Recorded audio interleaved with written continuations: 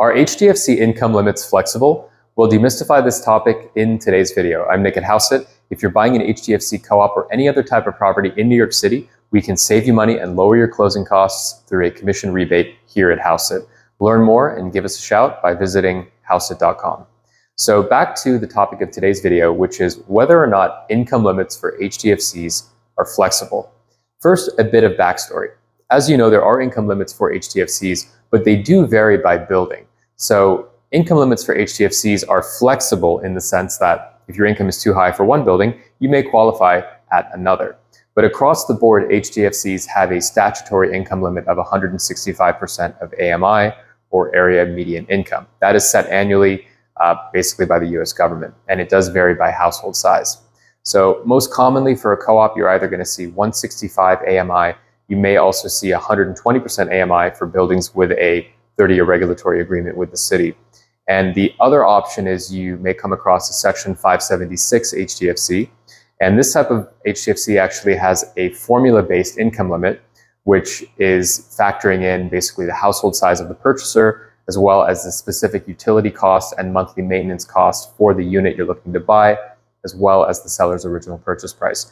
So back to the original question, are HDFC income limits flexible? And so what do we mean by this? Well, let's say the building's income limit is $150,000 and your income is $151,000. That is generally not going to fly.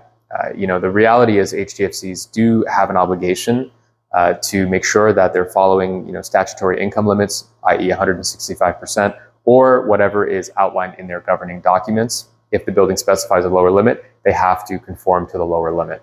If a building, makes exceptions and bends the rules, there is a possibility that they could potentially lose their advantageous tax treatment in terms of the property taxes. So going into it, definitely don't want to expect that anyone is going to give you an exception if your income is too high. Now, how is income tested? Well, generally it's based on your last 2 years of adjusted gross income. So it should be pretty cut and dry as to whether or not you qualify for a particular building. That being said, make sure that you actually do know the income limits for the building you're looking at. A lot of the times, listing agents don't actually know what the income limit is, and that's potentially because the board itself, the seller might literally not even know. So you really want to make sure you get to the bottom of it. Generally, the best way to do that is to have your buyer's agent get in touch with, obviously, the listing agent if they can substantiate it vis-a-vis some sort of correspondence from management. But alternatively, you would basically have to have a conversation with the co-op attorney or the building's management. It's a little bit fluid with co-ops, HDFCs, because of the fact that a lot of them are quite small. They might not have professional management.